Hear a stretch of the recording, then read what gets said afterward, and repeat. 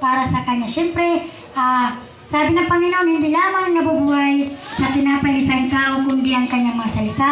Tatawagin na po natin ang ating pastor na si Pastor Alan. Amen. Yan. So, puri ng Diyos sa umagang ito.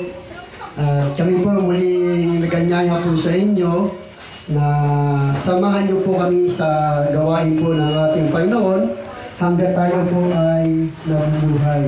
Kasi darating pong araw, kapag bigla tayo umalis sa mundong ito, ay hindi na po tayo makapaglilingkod sa Diyos para papurihan natin siya.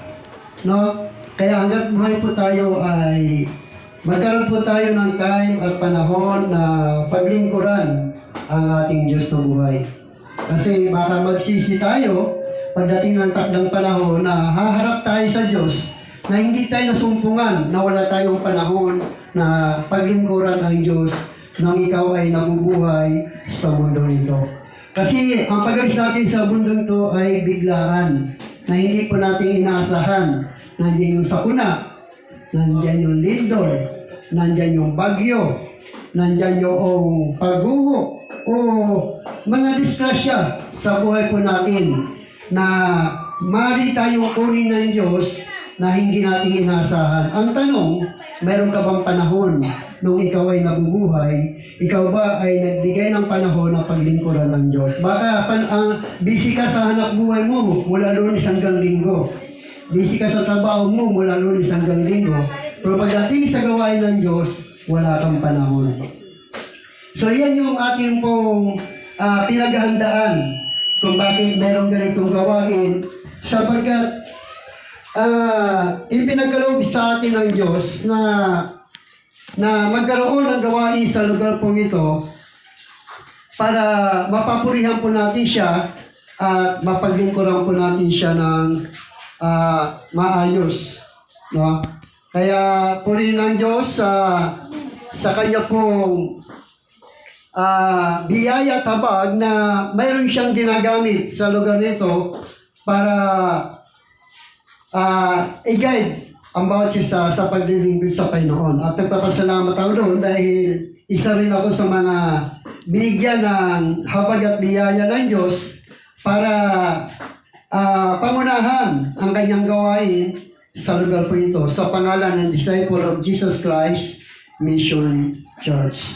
No? So yan po yung malaking pasasalamat natin sa Diyos sa lugar po ito. So, ang ating pong pag-aaralan sa oras po nito, yung tinatawag na Christology. Yan po yung ating pong pag-aaralan sa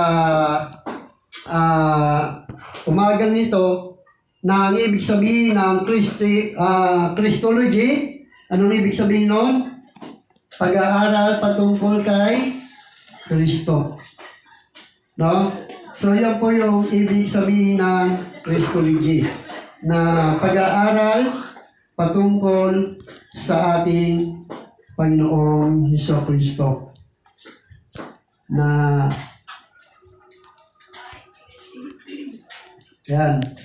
So, nakaintindihan tayo. So, doon ay yan po yung ating mensahe na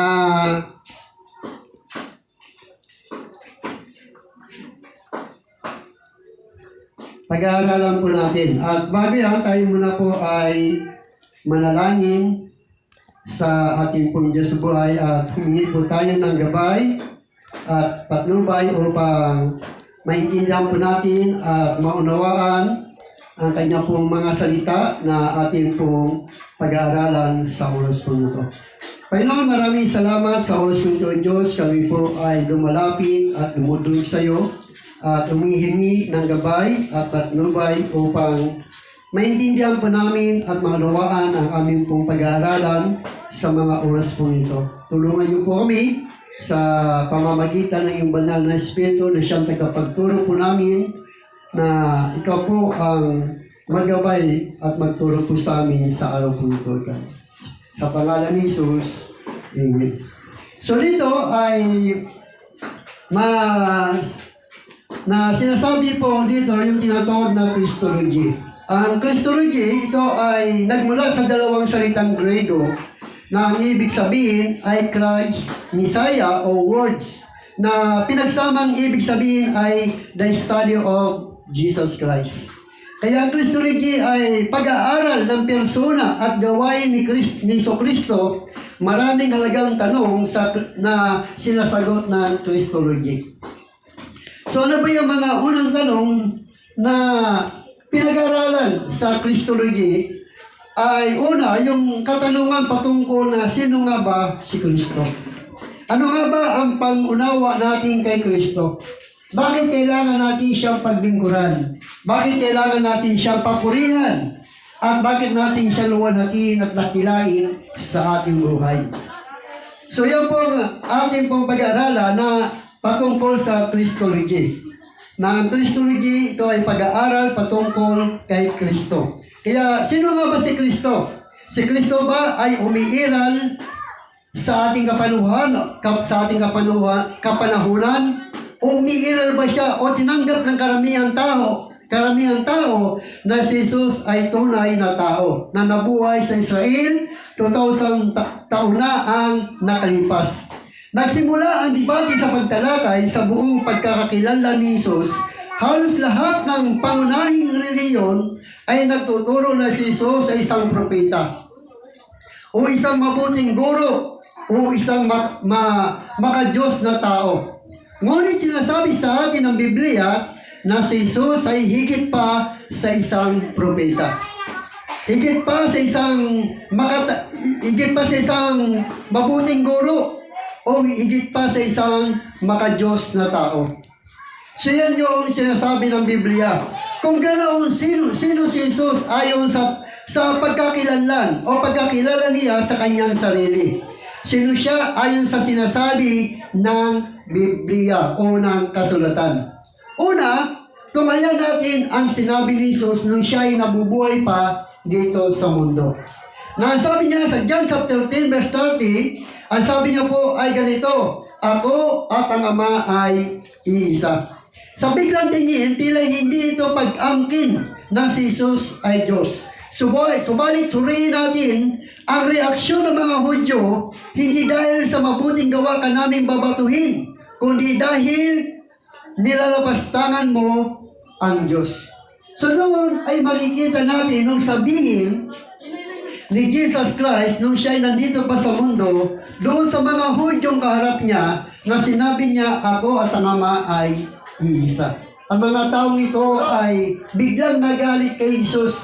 Gusto nilang patayin si Jesus sapagat sinasabi ni Jesus na siya ay Diyos. Sa John chapter 10 verse 30, ito ang sinasabi ng banal na kasulatan, sa harap ng mga Hudyo, walang alinlangan, inangkin ni Jesus na siya ay Diyos. Sa sumusunod na mga talata, hindi itinuwid ni Jesus ang mga Hudyo sa kanilang pagkaintindi at sinabing hindi ko inangkin, ako ay Diyos. Pinatunayan sa talata na ito na si Jesus ay Diyos nang kanyang sabihin, ako at ang Ama ay iisa.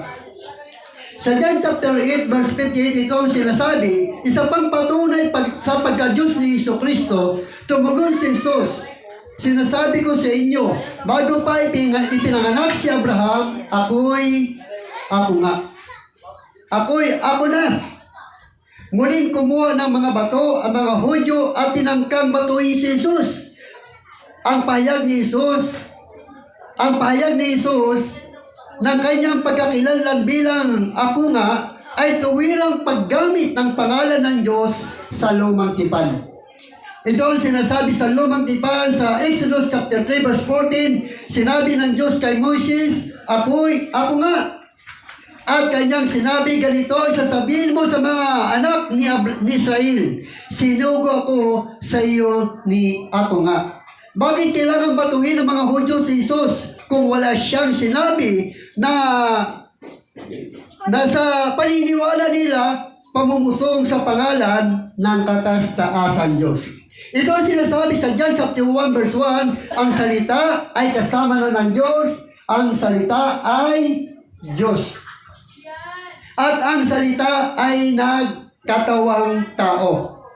Naging tao ang salita at tumang kasama namin at nakita namin ang kanyang kaluwalhatian gaya ng sa tanging anak ng Ama, puspos ng biyaya at katotohanan. Ang salita ay nagkatawang tao. Ito'y maliwanag na indikasyon na si Jesus ay Diyos ayon sa anyong laman. Si Jesus ay Diyos sa anyong laman. Bakit? Sabagat ang salita ay Diyos. Ang salita ay nagkatawang tao. Kaya nung magkatawang tao si Jesus, 100% na siya Diyos at 100% naman siya ay tao. Kaya ito ang paliwanag na indikasyon na si Jesus ay Diyos sa anyong laman. Ang alagad na si Tomas ay nagpahayag tungkol kay Jesus ng ganito. Doon sa John chapter 20 verse 28, ang sabi niya po ay ganito. Sabi ni Tomas, ang aking Panginoon at aking Diyos. Si Tomas ay hindi nagkamali dahil hindi siya sinaway o itinama man ni Jesus. Inilarawan ni Apostol Pablo ang Panginoong Jesus ng ganito. Sa Tito chapter 2 verse 13, habang hinihintay natin ang mapalad na pag-asa at ang pagkakita ng kaluwalhatian ng ating dakilang Diyos at tagapagligtas na si Hesus Kristo. Ganito rin ang sinabi ni Apostol Pedro.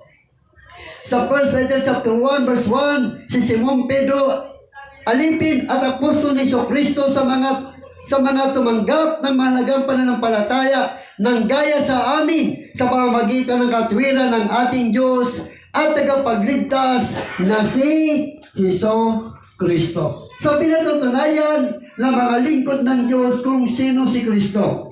Siya ay Diyos na nagkatawang tao. Siya ay Diyos na nagkatawang tao. Yan ang pinatutunayan ng mga lingkod ng Diyos. Ang Diyos Ama ay nagpatuturing sa pagiging Diyos ni Jesus. Ang sabi niya, ang iyong trono o Diyos ay mananatili magpakailanman at ang katwiran ay mangingibabaw sa inyong kaharian. Ipinayag sa mga hula ng mga propeta sa lumang tipan ang pagiging Diyos ni Hesus Kristo. Sa Isaiah chapter 9 verse 6, sabi niya ay ganito, sapagkat sa atin ay pinanganak ang isang bata, sa atin ay binigay ang isang anak na lalaki, at ang pamamahala ay maatang sa kanyang balikat, at ang kanyang pangalan ay tatawagin kang mga mangha, tagapayo, makapangyarihan Diyos, walang hanggang Ama, prinsipe ng kapayapaan. So dito ay pinakikita kung sino talaga ang ating Panginoon Kristo. Yan po yung pag-aaral sa tinatawag na Kristo Regi. Kaya ang paniniwala kay Kristo bilang isang mabuting guro lamang ay isang bagay na hindi dapat ipawalang bahala. Bugkos, maliwanag at walang pagingiming inangkin ni Jesus na siya ay Diyos. Kaya wag daw natin ipawalang bahala yun ang nagsasabi na si Hesus Kristo ay tao lamang. Si Hesus Kristo ay mabuting guro lamang. Si Hesus Kristo ay makadiyos lamang, pero hindi siya Diyos. Pero pinatutunayan ng mga lingkod ng Diyos kung sino si Kristo. Si Kristo ay Diyos na nagkatawang tao. So dito ay sinasabi ng banal na kasulatan na sa kanilang pagnanais ilayo ang mga tao sa katotohanan patungkol sa mga pahayag ni Jesus sa kanyang sarili, itinuro ng mga modernong scholar na ang tunay na Jesus sa kasaysayan ay hindi inangkin ang pagiging Diyos ni Kristo. Maraming hula at pagkakilala sa banal na kasulatan patungkol sa kanyang katangian bilang Diyos. Ang Biblia ay nagtuturo patungkol kay Kristo na si Jesus ay Diyos. Pero yung mga taong scholar ay pinututunayan nila na si Jesus ay hindi Diyos. Yun yung mga tao, ang kanilang paniniwala kay Kristo ay tao lamang. Hindi Diyos si Kristo. Pero ang Biblia, ang mga lingkod ng Diyos ay nagpapatunay na si Jesus ay Diyos. Kaya dito sabi niya, sino tayo para mangatwiran tungkol sa mga salitang ipinahayag ni Jesus at sa mga salitang hindi niya sinabi. Ngunit di umano ay nakasulat papaano mangyari na ang mga modernong scholar na halos 2,000 taon ang agwat sa kapanahunan ni Jesus ay magkakaroon ng mas malawak na pananaw at kalaman kaysa mismong mga alagad ni Kristo na tagasunod niya nung siya ay nabubuhay pa. Sino nang paniniwalaan natin? Yung nagsasabing mga scholar na si Jesus ay hindi Diyos o yung mga lingkod ni Kristo mismo ang nagsasabi na si Jesus ay Diyos? Amen. Ang paniniwalaan natin ay ang mga lingkod ni Kristo na pinatutunayan na mga lingkod ni Kristo na si Kristo ay totoong Diyos na nagkatawang tao. Kaya bakit ba napakahalaga ang katanungan tungkol sa tunay na pagkakilanlan kay Jesus? Bakit makabuluhan na tiyakin kung si Jesus nga ba ay tunay na Diyos o hindi? Ang pinakamalaking dahilan kung bakit kailangan tanggapin na si Jesus ay Diyos ay sapagkat kung siya'y karaniwang tao lamang, ang kanyang kamatayan ay hindi sapat para mabayaran at tubusin ang ating mga kasalanan. Ang sabi doon sa John chapter 2 verse 2, siya ang kabayaran para sa ating mga kasalanan at hindi lamang para sa ating kasalanan, kundi pati na rin sa kasalanan ng buong sanlibutan. Tanging Diyos lamang ang may ganap na kakayahan upang bayaran at iligtas ang ating mga kasalanan. Kaya kung hindi Diyos si Kristo, walang kabuluhan ang kanyang kamatayan para mabayaran ang ating mga kasalanan. Dahil sinabi sa banal na kasulatan, walang isa mang taong matuwid sa harap ng Diyos. Amen. At walang karapat-dapat sa Diyos maliban kay Kristo, sabagat si Kristo ay hindi totoong, siya ay tunay na Diyos at totoong tao. At si Kristo lamang yung taong walang kasalanan. Kaya walang kapangyarihan sa kanya ang kamatayan. Bakit nagkaroon ng kapangyarihan ang kamatayan kay Kristo? Dahil ang kasalanan mo at kasalanan ng buong sanlibutan ay inatag sa kanyang balikat para magkaroon siya ng kasalanan at magkaroon din siya ng kamatayan. Dahil ang kabayaran ng kamatayan ay, ang kabayaran ng kasalanan ay kamatayan. Kaya kailangan mamatay ni Kristo. Para mamatay siya, kailangan magkaroon muna siya ng kasalanan. Sa 2 Corintios chapter 5 verse 21, para sa ating kapakanan, ginawa niyang may kasalanan siya na hindi nakakakilala ng kasalanan upang sa kanyang tayo maging katuwiran ng Diyos. Kailangan si Jesus ay Diyos upang maging ganap ang kabayaran para sa ating mga kasalanan. Kinakailangan din si Jesus na tao upang danasin ang kamatayan na siyang kabayaran ng ating kamatayan. Dahil kung si Kristo ay hindi tao, hindi siya mamamatay. Amen? Sapagat tao lamang ay mayroong kamatayan. Nung ang tao magkasala sa Diyos, nagkaroon ng kamatayan ang tao. Kaya kailangan ni Kristo magkatawang tao para mabayaran ang ating mga kasalanan. Kaya para siya mamatay, kailangan kunin niya ang kasalanan ng buong sanlibutan.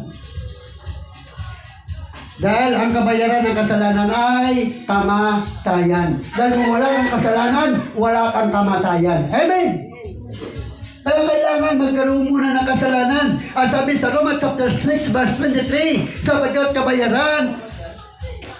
ang kabayaran ng kasalanan ay kamatayan. Ngunit ang kaloob ng Diyos na walang bayad ay buhay na walang hanggan kay Kristo Jesus na ating Panginoon. Kaya ang kaligtasan ay matatamo lamang sa pamamagitan ng pananampalataya kay Jesus. Ang pananampalataya sa pagka-Diyos ni Jesus ang tanging daan tungo sa kaligtasan. Kaya ang pagka-Diyos ni Jesus ang siyang dahilan kung bakit buong katotohanan na ipinahayag ni Jesus sa John 14 verse 6, ako ang daan, ang katotohanan at ang buhay, walang makakapunta sa Ama kundi sa pamamagitan ko. Kaya kay Kristo lamang matatagpuan ang kaligtasan sa gawa 4:12. Kaya sa Kristo lamang matatagpuan ang kaligtasan sapagat sa silong ng langit ang kanyang pangalan lamang ang ibinigay ng Diyos sa ikaliligtas ng tao. Kaya malakas niya yung sinasabi na ako at ang Ama ay iisa. At ako ang daan at ang katotohanan at ang buhay, walang makakapunta sa Ama kundi sa pamamagitan ko.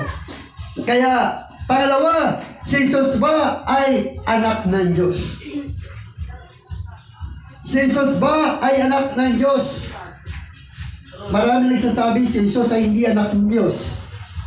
Si Jesus ay anak ni Maria lamang. Kaya si Jesus, ang pagkakilala nila ay tao lamang.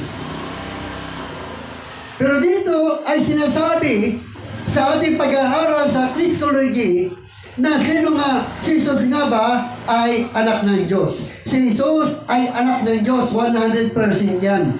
Hindi nag-asawa ang Diyos at nagkaroon ng anak. Si Jesus ay anak ng Diyos dahil siya ay Diyos na nagkatawang tao.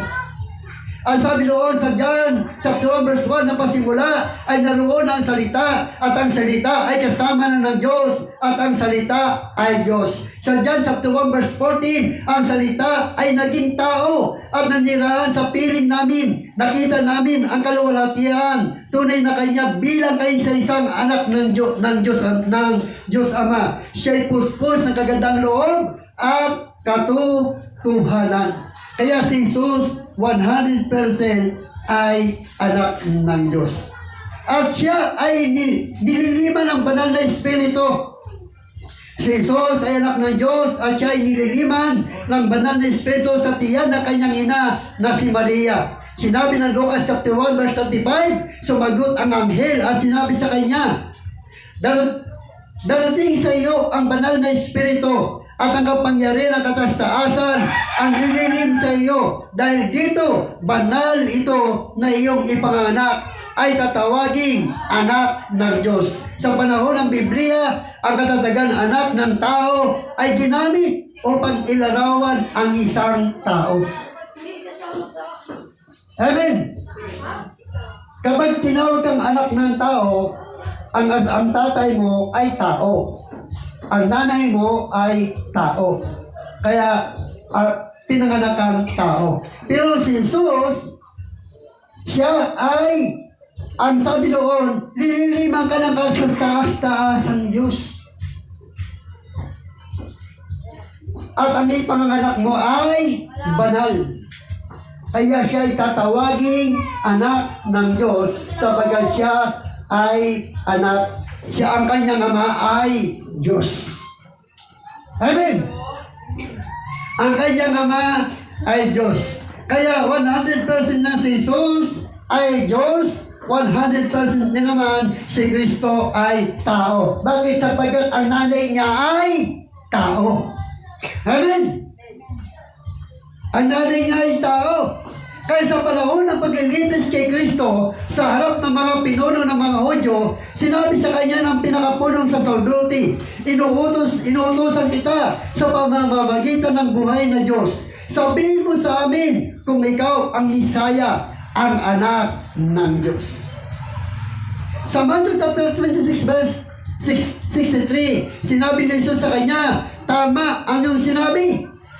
Gayon may sinasabi ko sa iyo, mula ngayon ay makikita mo ang anak ng tao na nakaupo siya ay makikita mo sa kanan kamay ng makapangyarihan at dumarating sa mga ulap ng langit. Kaya pinunit ng pinakapuno si sacerdote ang kanyang damit at sinabi, siya ay namusong. Bakit kailangan pa natin mga saksi? Narito narinig na ninyo. Kayong narinig na ninyo ang kaniyang pangumusong.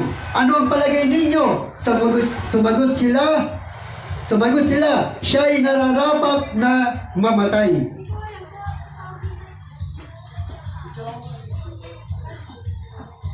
Siya'y nararapat na mamatay. Makalipas ang ilang sandali, sinabi ng mga Hudyo kay Pilato, kami ay mga kautusan at ayon sa aming kautusan, dapat siyang mamatay. Sapagkat sinabi niya na siya ay anak ng Diyos. Sa John 19 verse 7, sabi niya, bakit ang pag-angkin na anak ng Diyos ay may tuturing na pamumusong sa Diyos at nararapat na hatulan ng kamatayan. Naunawa ng mga pinuno ng mga Hudyo ang ibig sabihin ni Jesus na kanyang sabihin na siya ay anak ng Diyos. Ang pagiging anak ng Diyos ay nangangulugan na magkapareho sila ng katangian ng Diyos Ama. Ang pag-angkin naman na siya ay Diyos ay pamumusong sa Diyos ayon sa pinuno ng mga Hudyo. Dahil dito, nais nilang mamatay si Jesus. Malinaw na itinahayag ito sa Hebrews chapter 1 verse 3. Siya ay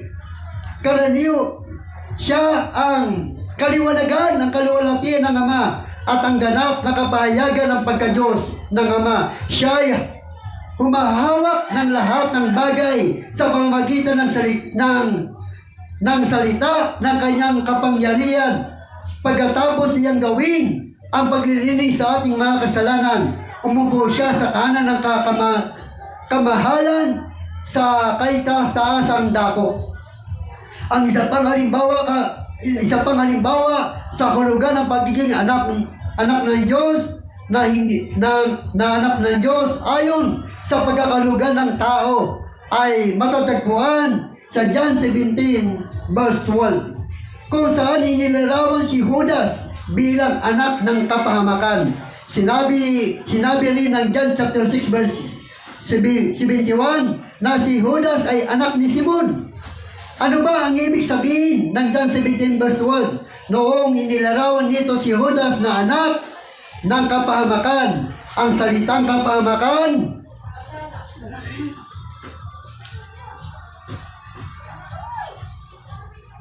so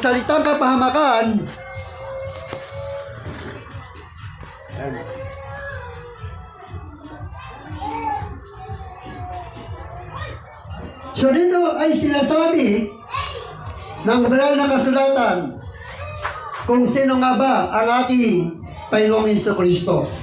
Na ang ating Panginoong Jesucristo ay sinasabi na siya ay anak ng Diyos. Bakit siya naging anak ng Diyos? Sapagkat ang kanyang ama ay ang Diyos.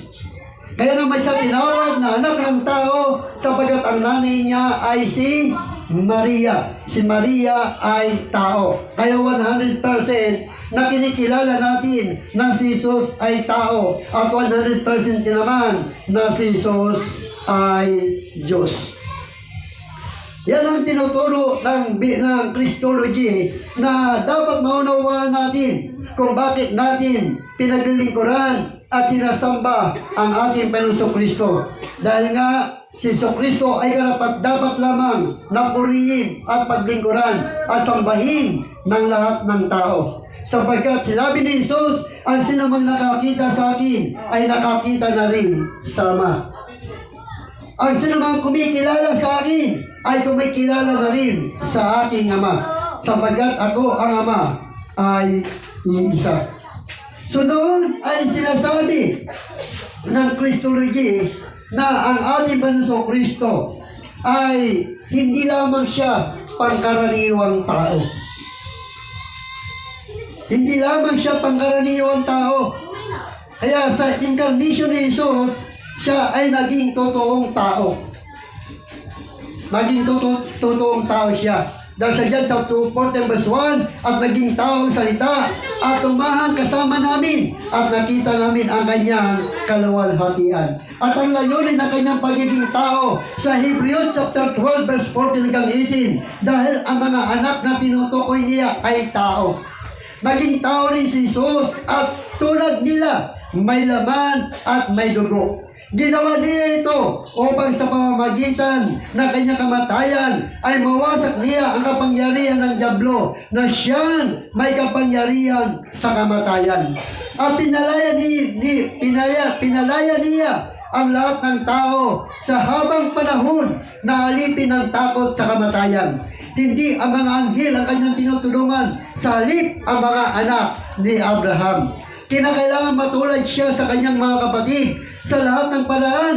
Sa gayon siya ay naging isang pinakapunong saserdote, mahabagin at tapat na naglilingkod sa Diyos at nag-alay ng handog para mapatawad ang mga kasalanan ng tao. At ngayon matutulungan niya ang mga tinutokso sapagkat siya man ay nakaranas ng pagtukso at pagpapahirap ang kalikasan ng pagiging tao sa kanyang kalikasan bilang Diyos ang dahilan kung bakit si Jesus ay tunay na Diyos at tunay na tao.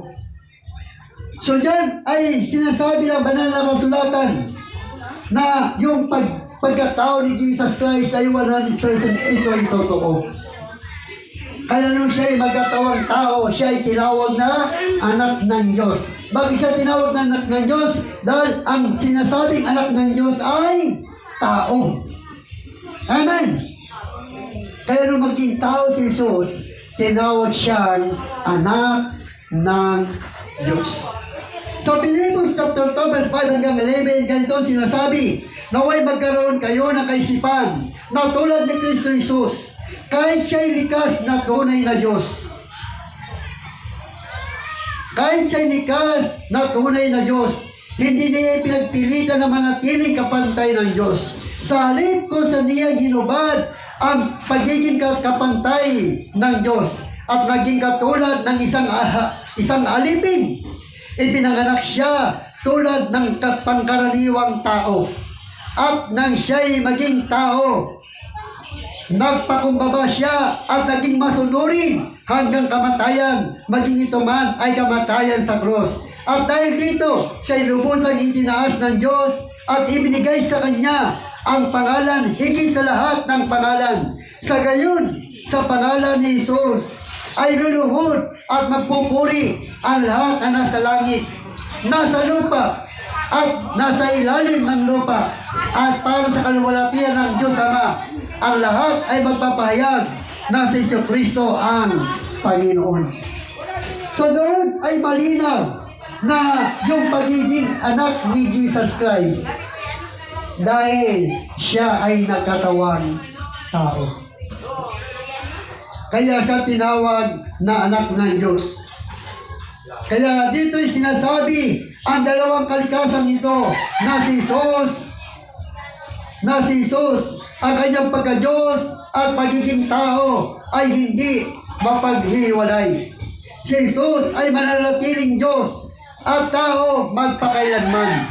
Dalawang magkaibang kalikasan sa isang persona, ang pagiging tao at pagiging Diyos ni Jesus ay hindi magkahalo, ngunit nagkakaisa at hindi naapektuhan ang isa't isa. Nung narito pa sa lupa si Jesus, gumawa minsan ayon sa limitasyon ng kanyang pagiging tao. Ano limitasyon ng pagiging tao ni Jesus Christ? Siya ay nagutom. Siya ay nauhaw. Siya ay napagod. Siya ay inaantok at natutulog. Yun ang kanyang limitasyon bilang pagiging tao. Ngunit ang pagiging Diyos naman niya, kapag siya ay nagpapagaling ng sakit, siya ay nagpapalakad ng mga pilay, siya ay nagpapagaling ng mga kitungin, siya ay nagpapadilat ng mga bulag, siya ay nagbumubuhay ng patay, at doon ay pinakikita niya ang kanyang pagiging Diyos. Amen? Pinakikita niya ang kanyang pagiging Diyos. Kaya malinaw na ang ating Panginoong Kristo, siya ay anak ng Diyos bilang tao. Bilang tao. Kaya dito sinasabi ng Biblia sa John chapter 19 verse 28, pagkatapos nito sapagkat alam ni Jesus na ang lahat ng mga bagay ay naganap na, at sinabi niya upang matupad ang kasulatan, nauuhaw ako. At may pagkakataon naman na siya ay kumikilos ayon sa kapangyarihan ng kanyang pagka-Diyos.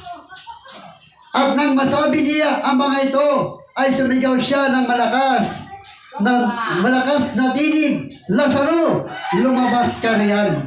So dinamit niya ang kanyang pagiging Diyos nang buhayin niya si Lazaro doon sa mga patay. Kaya sinabi niya, dahil ninyo siya sa akin, ipinag-utos niya sa maraming tao na umupo sa damuhan. Pagkakuha niya sa 5 tinapay at 2 isda, tumingala siya sa langit. Binasbasan niya ang mga ito, pinagpuputol-putol at ibinigay ang mga tinapay sa mga alagad at ibinigay naman ng mga alagad sa maraming tao. Kumain silang lahat at nabusog. Kinuha nila ang mga lumabis na pinagpuputol na tinapay at napuno ang 12 kain.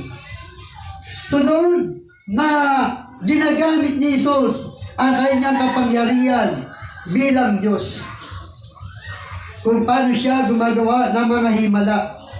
Kaya sa parehong pagkakataon, ang mga pagkilos na iyon ay mula sa isang persona. Si Jesus ay may 2 kalikasan, ngunit may isang personalidad. Ang doktrina ng hypostatic union ay isang pagtatangka na ipaliwanag kung papaanong si Jesus ay tunay na tao at tunay na Diyos din naman. Gayon, wala itong kakayahang ipaliwanag ng lubusan ang doktrinang ito dahil sa limitadong kalaman ng tao. Imposible para sa tao na lubusan ng maunawaan ang pagkilos at isip ng Diyos. Tayo bilang tao na may limitadong kaisipan ay hindi makakaasa na kaya natin maunawaan ng lubos ang kaisipan walang hanggang Diyos. Si Jesus, ang anak ng Diyos, at nililiman ng banal na Espiritu. Ngunit hindi ito na mahulugan na wala pa si Jesus bago siya ipinanganak. Si Jesus ay naroon na bago pa ang paglikha. Nang ipinagbuntis siya ni Maria, siya ay naging tao, isang kalikasan na kanyang idinagdag sa kanyang pagka-Diyos. Kaya si Jesus ay tunay na Diyos at tunay naman na tao. Siya ay Diyos noong paman, ngunit hindi siya naging tao maliban sa panahon noon siya ay pinagbuntis ni Maria. Naging tao si Jesus upang makisampat siya sa ating mga paghihirap. Sa Hebrews chapter 2 verse 17, kaya kailangan siya ay maging kagaya ng kanyang mga kapatid sa lahat ng mga bagay upang siya ay maging isang maunawain at tapat na pinakapunong saserdote sa mga bagay na uukol sa Diyos upang gumawa ng handog na pantubos sa mga kasalanan ng mga tao. At higit sa lahat, upang mamatay sa krus, upang tubusin ang ating mga kasalanan. Kaya malinaw na sinasabi ng banal na kasulatan kung sino nga ba ang ating Panginoong Kristo. Nawa ay meron tayo naiintindihan at meron tayo nanawaan patungkol sa pag-aaral sa Christology. Ang Christology ay pag-aaral patungkol kay Kristo Jesus. Kaya dito ay pinatutunayan kung sino nga ba si Kristo. Si Kristo ay Diyos nagkatawang tao. Si Kristo ay naging anak ng Diyos na siya ay maging tao. Kaya salamat sa mga salita ng Diyos na ating pong napakinggan. Nawa ay naging pagpapala ito sa buhay ng bawat isa sa atin. At sa mga tao makikinig sa YouTube channel, sa manunood sa YouTube channel, sa FB, nawa ay pagpalain din kayo Luzon, Visayas at Mindanao. Nawa ay meron tayo naiintindihan at mayroon tayo naunawaan patungkol sa ating Panginoon Kristo kung bakit kailangan natin siyang purihin at sambahin sa mga oras na ito. Kaya puli ka Panginoon, pagpalain niyo po ang nalalabing naming gawain sa lugar po Diyos. Ikaw po ang aming tinataas at pinaglilingkuran sa pangalan ni Jesus. Amen. Pangako na po tayo sa ating pagbibigay. Hindi nga mabigay ng bukal sa kalugan at hindi napipilitan lamang. Siyempre, tatawagin ko ang ating brother na si Brother G.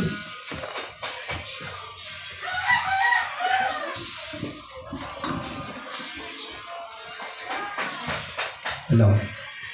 Yung po ang kautosan. Nung pa man, meron pa akong kautosan ng Lumang Tipan at sa ngayon, na kay Pablo po yun.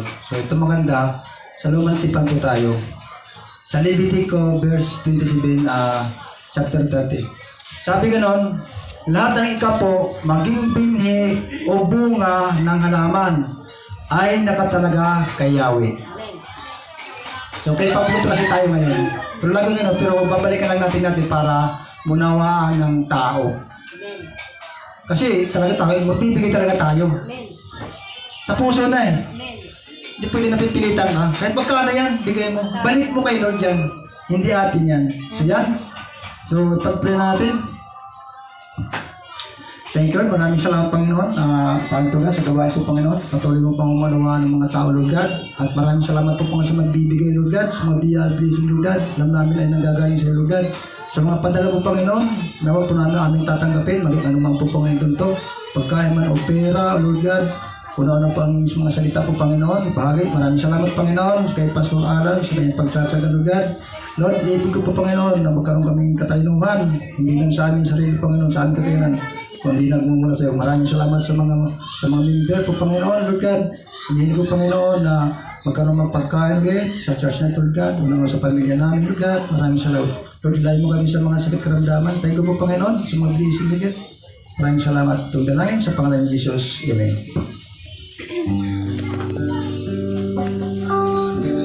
Malapit na ang ating Christmas party.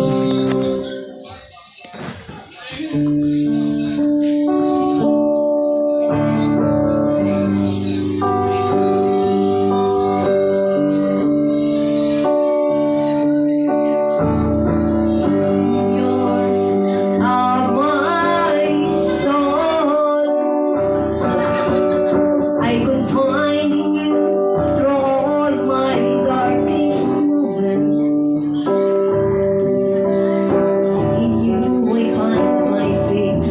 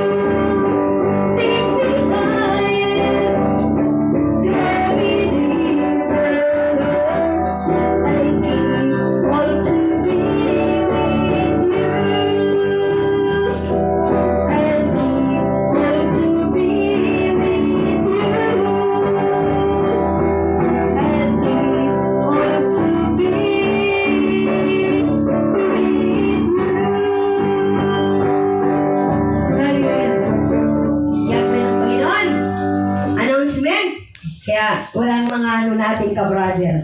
Kasi nandun sila sa building 30.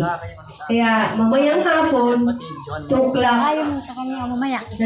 doon po, pero si malayo, kaya minsan hindi tayo nakakarating. Pero masalamat tayo na meron tayong dito gawain ng ating Panginoon.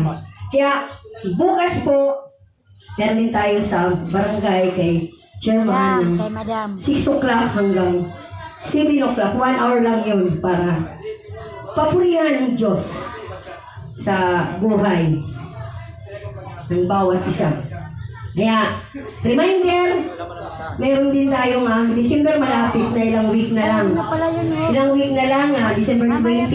Kaya, huwag tayong tubili, dito po rin tayo. Sama-sama, araw po ng linggo, kailangan po natin ng umaga pa rin. Kaya, minsan gahol na po tayo, di ba? Maaga. Kasi, matatapos tayo tanghali. Kaya, maganda rin baka sa susunod na, baka merong gumamit din ng linggo, di ba? Ng hapon. Kaya, pinaka-last Sunday po natin yan. Kaya, huwag kayong mawawala. Kaya, purihin ang Panginoon sa exchange gift daw 100. 100 pataas nga. May mabibili pa ba yung 100? Yan, no? December 28 to 22. Last week lang. Last week, parang, kumbaga sa pinaka-ano natin yan ang Family Day. Family Sunday, di ba? Parang, doon na lang natin gagalawin ng parang isahan na lang, no? Kaya, purin ang Panginoon na tayo ay, kasi kumbaga tayo masugid na naglilingkod sa Panginoon. Kaya tayo tumayo, tayo ay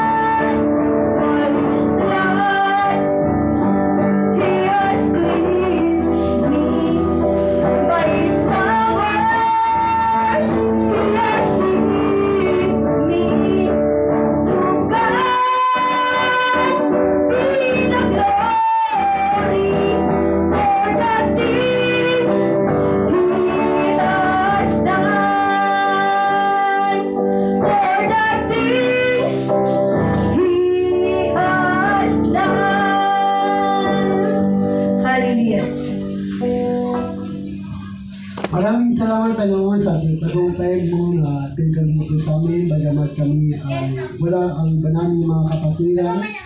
Ano po ang kanyang mga ginagawa sa mga hospital Diyos. Dalangin namin sa sunod po na gawain po namin sa araw po muli ng linggo, kung yung nilugin ay nais namin sila muli makasama. Sapagat hindi mo nais na kami lamang ang magpupuri at maglilingkod sa iyo at papasok sa iyong kariyan. Ngunit marami ka mga taong tinawag.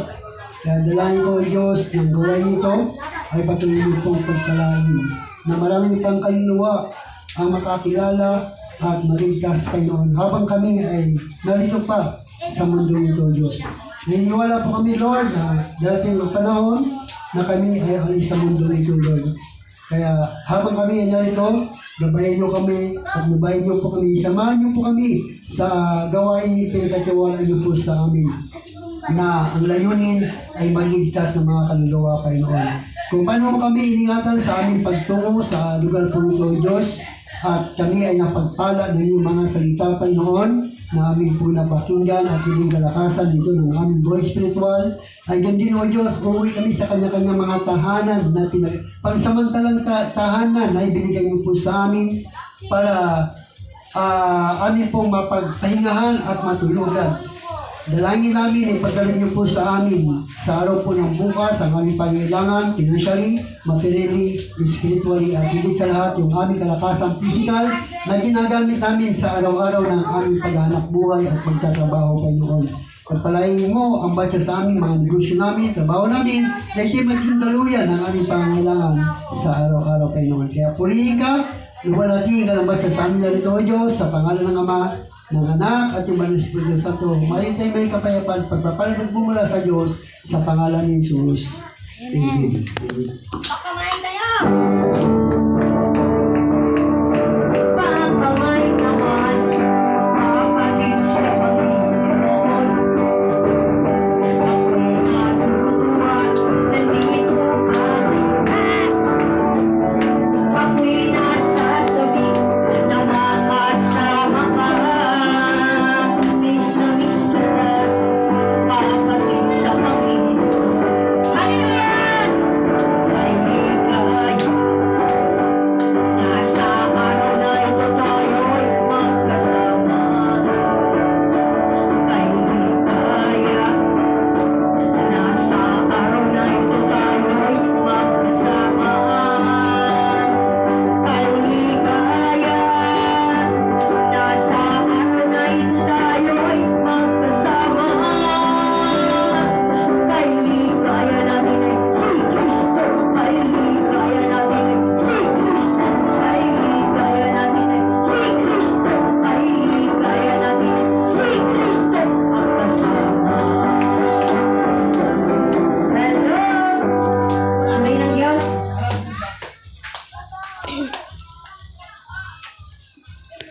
So, ayan, announcement.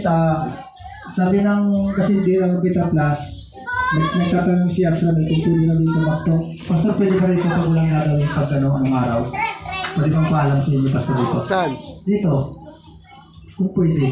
Pwede naman. Pwede naman. Kasi hindi na schedule lang. Kasi Maglagay na kayo ng schedule. okay nga, mag-schedule. So, ayan, okay. Kung ano So, okay, salamat, Pastor.